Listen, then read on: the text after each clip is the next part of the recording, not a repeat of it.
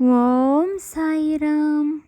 என் அழகு செல்வமே, உன்னை காண உன் சாயப்பா வந்துள்ளேன்.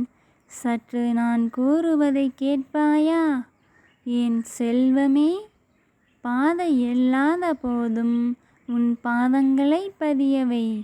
புதிய பாதையாவது உருவாகட்டும். நீ உருவாக்கிய அந்த பாதை பலருக்கும் பயன்படும்.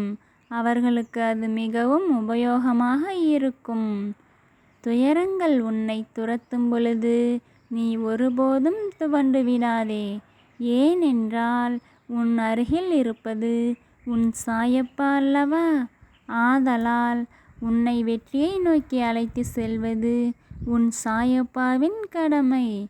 அவ்வாறு இருக்கும் பொழுது, உன்னை துயரங்கள் நெருங்கும் பொழுது நான் உன்னை தனியாக விட்டு விடுவேனா என்ன?